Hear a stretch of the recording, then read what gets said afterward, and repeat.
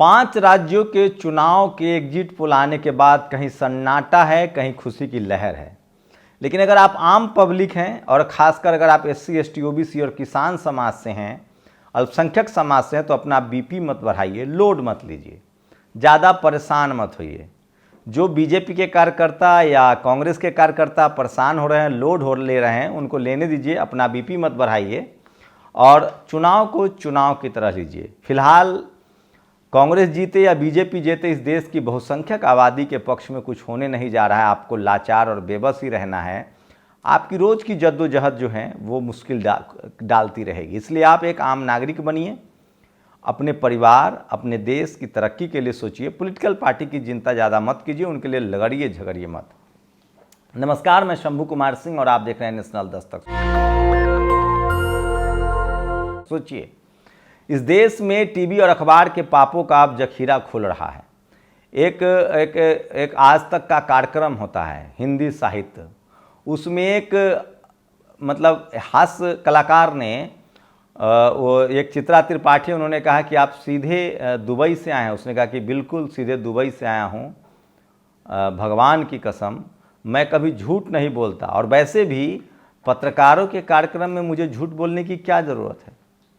उसके बाद जो पब्लिक का रिएक्शन था, आप कल्पना नहीं कर सकते हैं। चित्रा त्रिपाठी अपनी खुन्नस को हंस के छुपा रही थी और वो शख्स कहने लगा कि ऐसा मैंने किसी खास के लिए नहीं कहा है, मेरा कहने का मतलब वो नहीं था।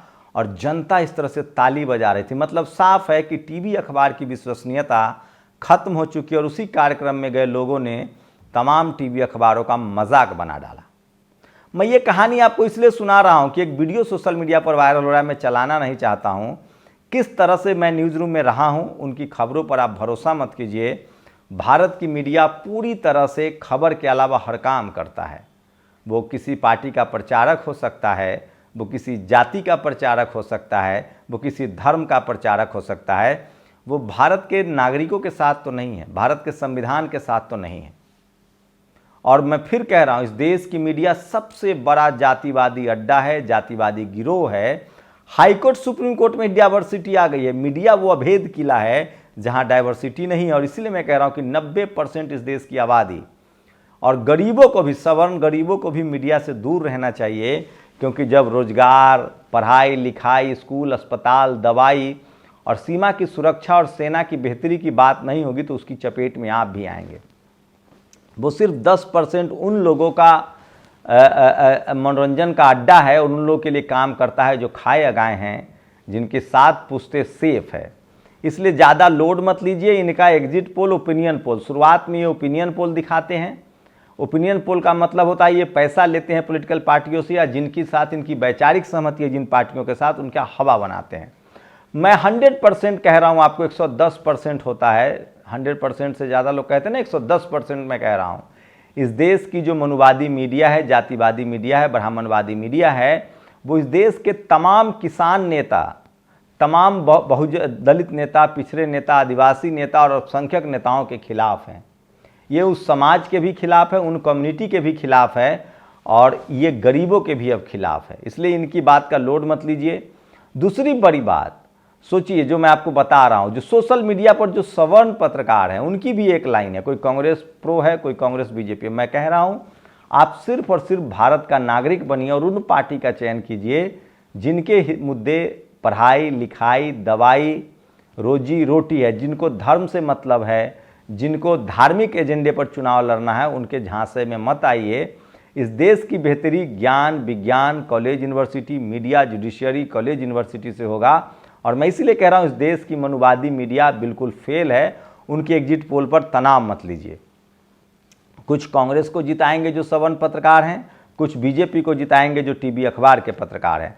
सच्चाई ये है कि आपकी रोजी रोटी अभी बदलने वाली नहीं है, क्योंकि चुनावी मुद्दा अभी भी धर्म से आगे बढ़ नहीं रहा है। और जब तक जाति जनगणना, नौकरी, बेरोजगारी, गरीबी, ये सब मुद्दा नहीं होगा, खासकर हॉस्पिटल, अस्पताल, आप मजबूरी में होते हैं, पेट कौन भरेगा आपका। आपको रोजगार नहीं मिलेगा तो टीवी देखने से आपका दिन नहीं चल जाएगा, नेशनल दस्तक से भी आपको दिन नहीं चल जाएगा।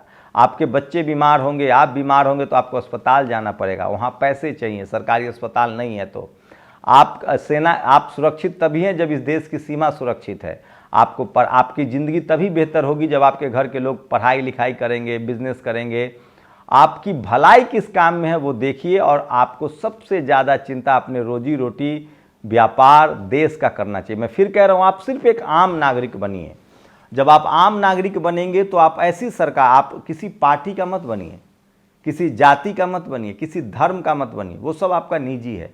आप किसी धर्म के मानने वाले हो सकते हैं। आप अपने संवैधानिक अधिकारों के प्रति सचेत होइए जो आपको संविधान ने अधिकार दिए। मैं नहीं कह रहा हूँ, सुप्रीम कोर्ट के जज ने कहा है, चीफ जस्टिस ने, कि संविधान को जो लोग नहीं मानते उनको भी संविधान से ही न्याय मिलता है। तो अगर आप अपने संवैधानिक अधिकारों के प्रति सजग होंगे तो ये नेता तब जाकर आपकी अहमियत को समझेंगे। और जब आप संवैधानिक अधिकारों के प्रति सचेत होंगे तो आप पढ़ाई लिखाई, दवाई, इन सब के लिए वोट करेंगे। स्कूल, अस्पताल, एजुकेशन, बिजनेस, बेरोजगारी के खिलाफ, देश की सीमा की सुरक्षा के लिए, सेना की बेहतरी के लिए आप वोट करेंगे। तब जाकर ये मुल्क मजबूत होगा, तब आपका जीवन बेहतर होगा, तब आपका परिवार मजबूत होगा। उसमें आप पर्यावरण को भी जोड़ सकते हैं, नदी नालों की सुरक्षा भी जोड़ सकते हैं। लेकिन इन सब मुद्दों पर अभी वोटिंग हो नहीं रही, क्योंकि इसके लिए जिम्मेदार है इस देश की मनुवादी मीडिया। तो आप कौन जीतेगा कौन हारेगा इसका आप बिल्कुल लोड मत लीजिए। चुनाव की विश्वसनीयता वैसे ही खत्म हो रही है, चुनाव आयोग की विश्वसनीयता खत्म हो रही है। ईवीएम के इस्तेमाल को लेकर सवाल उठते रहे, कैसे बालाघाट में लेकर कांग्रेस ने सवाल उठाया। तमाम विपक्षी पार्टियां ईवीएम को लेकर सवाल उठाती रही हैं। कांग्रेस जब सत्ता में थी तो बीजेपी भी सवाल उठा रही थी, ऐसा नहीं कि कोई दूध के धुले हैं। लेकिन इसमें एससी, एसटी, ओबीसी और किसान नेताओं के लिए कुछ नहीं है। अभी भी फिलहाल इस देश की 90% आबादी कांग्रेस बीजेपी के जो एजेंडा है उसमें फिट नहीं बैठती है। आप सिर्फ मैदान के, स्टेडियम के बाहर मैच देखते थे पहले, दलित, पिछड़े, आदिवासी और किसान। अब आप स्टेडियम में बैठने लगे हैं, लेकिन आप प्लेइंग 11 में नहीं है वहाँ कांग्रेस और बीजेपी। इसलिए राजेंद्र प्रसाद सिंह कहते हैं कि इस देश में कांग्रेस बीजेपी पैसों वालों की पार्टी है। जो जनाधार वाली पार्टी है, सपा, बसपा, आरजेडी, जेडीयू, उनके पास तो उनके जो समर्थक हैं उनको तो अभी उतनी राजनीतिक और सामाजिक हितों की रक्षा करके आपको वोट करना है। अगर इस बार बहुजन समाज जो सोशल मीडिया की वजह से अगर जागरूकता आई होगी तो यकीन मानिए सब राज्यों में ट्रायंगुलर मुकाबला होगा। मिजोरम को छोड़ दीजिए, मिजोरम में भी मिलीजुली सरकार बनेगी। तेलंगाना, मध्य प्रदेश, राजस्थान, छत्तीसगढ़ में मिलीजुली सरकार बनेगी। और मिलीजुली जो सरकार होती है, मान्यवर कांसी राम साहब कहते थे, वो जनता के हित में होती है, देश के हित में होती है। मजबूत नहीं मजबूर सरकार चुनिए। और अगर इस बार राजस्थान में या छत्तीसगढ़ में या मध्य प्रदेश में अगर एएसपी, आरएलपी जो हनुमान बेनीवाल की पार्टी है, चंद्रशेखर आजाद समाजवादी पार्टी और बीएसपी ने अच्छा काम किया होगा, बहुजनों ने वोट किया होगा, तो मिलीजुली सरकार बनेगी और आपके मुद्दे हल होंगे। नहीं तो चुनाव के समय ही आपको 450 वाले सिलेंडर मिलेंगे, बाद में तो 1700 रुपये सिलेंडर हो जाते हैं पकौड़ा तलने वाले। तो खैर, मुझे पूरा भरोसा है भारत की जनता धीरे धीरे मीडिया के जाल से निकल रही है, उसके कुचक्र से निकल रही है। अपना बीपी मत बढ़ाइए, 2 दिन 3 तारीख को फैसले आ जाएंगे। वैसे भी फैसले, रिजल्ट जो भी हैं उस पर सवाल पूछेंगे। लेकिन मैं मोटा मोटी एक पॉलिटिकल एनालिस्ट के तौर पे बता दूं, एक पत्रकार के तौर पे, कि 3 चीज़ें होंगी। अगर कांग्रेस जीतती है मध्य प्रदेश, राजस्थान और छत्तीसगढ़, मध्य प्रदेश, राजस्थान, छत्तीसगढ़, तेलंगाना में कांग्रेस जीतती है तो ओबीसी का आंदोलन और आगे बढ़ेगा। बीजेपी को भी सोचना पड़ेगा, क्योंकि कांग्रेस ने ओबीसी को मुद्दा बनाया है। अगर इन राज्यों में बीजेपी जीतती है तो फिर धर्म की राजनीति और तेज होगी। और अगर मिलीजुली सरकार बनती है तब तो समझिए कांग्रेस बीजेपी दोनों सख्ते में आ जाएंगे और सिर्फ दलित, पिछड़े, आदिवासियों की ही बात होगी और उनके हक अधिकार की बात होगी। अगर बीजेपी जीतती है इन सभी राज्यों में, अगर मान लीजिए तेलंगाना में कांग्रेस जीतती है, बाकी राज्यों में बीजेपी जीतती है, तो भी वही होगा। हाँ, एक चीज़ और है, अगर इन तीनों चारों राज्यों में बीजेपी, तेलंगाना में तो वैसे बीजेपी नहीं जीतेगी, वहाँ तो कांग्रेस और केसीआर में मुकाबला है। मध्य प्रदेश, राजस्थान, छत्तीसगढ़ में अगर बीजेपी जीत जाती है तो यकीन मानिए 2024 में बीजेपी की लड़ाई मुश्किल होगी, क्योंकि इंडिया गठबंधन मजबूत होगा और कांग्रेस सरेंडर करेगी और वो किसी गैर सवर्ण नेता को प्रधानमंत्री घोषित करेगी, ओबीसी को खासकर या शेड्यूल कास्ट को, जो ताकतवर हो, और फिर एक बड़ा गठबंधन बनेगा। और अगर कांग्रेस जीत जाती है तो फिर वो आपे से बाहर हो जाएगी, गठबंधन संभव नहीं है, जैसे 2018 में हुआ था। 4 राज्य में कांग्रेस जीती थी 2018 में, राजस्थान, छत्तीसगढ़, कर्नाटक और मध्य प्रदेश में, और 2 राज्य उसके हाथ से बाद में कांग्रेसी बीजेपी हो गए थे, निकल गया था। और 2019 का चुनाव नरेंद्र मोदी ने जीत लिया था। बीजेपी को हराने का एक ही विकल्प है, उसके पास सवर्ण वोटों की, जाति के आधार पर उसके पास सवर्ण वोट है, धर्म के आधार पर उसके पास हिंदू वोट है और उसका काट सोशल जस्टिस, जाति जनगणना और आरक्षण की लड़ाई है और इसके लिए बहुजन दलों को एकजुट होना पड़ेगा, नहीं तो वोट बटेगा और बीजेपी जीत जाएगी। यही इन सब राज्यों में होगा। तो ये आपको मैं बता रहा हूँ, इसलिए ज़्यादा ब्लड प्रेशर मत बढ़ाइए, ज़्यादा चिंता मत कीजिए, होना यही है। और मैं फिर कह रहा हूँ कि कांग्रेस जीतेगी तो ओबीसी का मुद्दा आगे बढ़ेगा, दलित पिछड़े आदिवासियों का मुद्दा आगे बढ़ेगा। बीजेपी जीतेगी तो धर्म का मुद्दा थोड़ा और तेज होगा। मिलीजुली सरकार बनेगी तब तो दोनों पार्टी की हैसियत तय हो जाएगी। तो ये बहुजन समाज को तय करना है। लेकिन मैं फिर कह रहा हूँ, आप एक नागरिक बनिए, डेमोक्रेसी के अपने जिम्मेदारी निभाइए और संवैधानिक अधिकारों के प्रति सचेत होइए। आप किसी भी धर्म के हो सकते हैं, SC ST OBC के रूप में आपका संवैधानिक अधिकार सुरक्षित है और अब तो सवर्ण गरीबों को भी संवैधानिक आरक्षण मिल रहा है।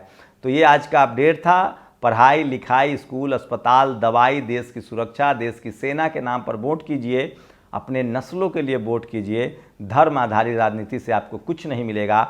नेता जो होते हैं वो राष्ट्रवाद जब कुछ नहीं देंगे आपको तो धर्म देंगे, धर्म के आधार पर आपसे वोट लेंगे, राष्ट्रवाद के नाम पर वोट लेंगे और फिलहाल उनकी सत्ता चलती रहेगी। आपकी ज़िंदगी कैसे बेहतर होगी? और सबसे बड़ी बात, जो खाए अघाए लोग हैं वो आपको धर्म के नाम पर झोंकने की कोशिश करेंगे, उस पर मत जाइए। सोचिए, मैं आज एक वीडियो देख रहा था, NDTV के एक रिपोर्टर ने किया है। रैट माइनर्स, मुन्ना कुरैशी की पत्नी कोरोना में चल बसी, उनके 3 बच्चे हैं, एक कमरे के किराए के घर में रहते हैं। ऐसे हुनरमंद लोग इस तरह के लाचार और बेबस हैं। इसीलिए कह रहा हूँ, अपनी रोजी रोटी, पढ़ाई लिखाई, दवाई, बिजनेस, अपने आने वाले नस्लें, ज्ञान विज्ञान, देश की सुरक्षा, सेना की बेहतरी, इन सब चीज़ों को, मुद्दों को आधार पर वोट दीजिए, तभी आप एक बेहतर नागरिक बन पाएंगे।